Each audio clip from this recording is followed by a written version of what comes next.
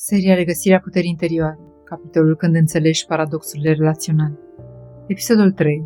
De ce ceea ce simți nu este întotdeauna ceea ce poate fi trăit? Există conexiuni care nu lasă loc de îndoială.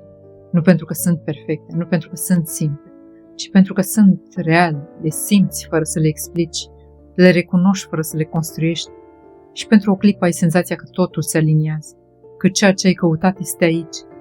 Și totuși, exact în aceste conexiuni apare una dintre cele mai dureroase realități, că ceea ce simți nu este întotdeauna ceea ce poate fi trăit. Pentru că între emoție și realitate există un spațiu despre care nu ni se vorbește suficient, spațiul capacității. Poți simți profund și în același timp să nu poți rămâne. Poți recunoaște o conexiune și în același timp să nu știi cum să o duci mai departe. Poți iubi și în același timp să nu poți susține acea iubire într-o formă stabilă. Pentru că a simți nu este același lucru cu a putea. Iar această diferență este una dintre cele mai greu de acceptat. Pentru că ne-am obișnuit să credem că emoția este suficient, că dacă există conexiune va exista și relație, că dacă există reciprocitate va exista și continuitate. Dar nu funcționează așa. Pentru că o relație nu este susținută doar de ceea ce simți. Este susținută de capacitatea de a rămâne, de capacitatea de a gestiona apropierea, de capacitatea de a susține emoțiile care apar, de capacitatea de a nu fugi atunci când devine real. Și aceste capacități nu sunt întotdeauna prezente, chiar și atunci când emoția este. Și atunci apare ruptură, nu între doi oameni care nu simt, ci între doi oameni care simt, dar nu pot susține în același mod. Și aici începe confuzia profundă, pentru că mintea caută o explicație simplă. Dacă simte, de ce nu rămâne?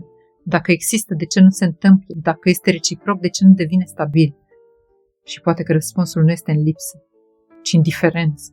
Diferență de ritm, diferență de maturitate emoțională, diferență de capacitate de a susține ceea ce se deschide.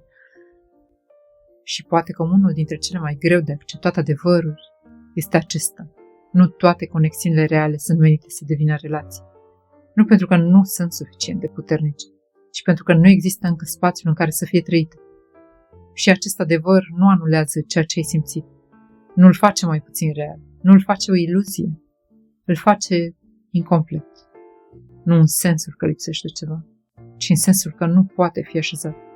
Și aici apare alt paradox, pentru că ceea ce nu poate fi trăit poate totuși să te transforme, poate să-ți arate ce este posibil pentru tine, poate să-ți deschide spații pe care nu le-ai cunoscut, poate să-ți arate cum iubești și cât de profund poți simți.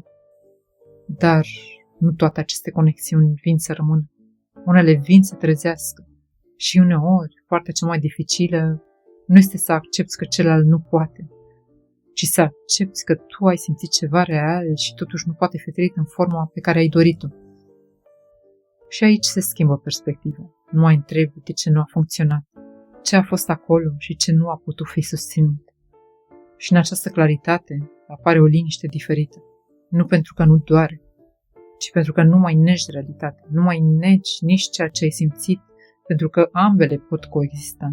A fost real și nu a putut fi trăit. Și poate că maturitatea nu este să alegi între ele, ci să le poți ține pe amândouă, fără să te rupi.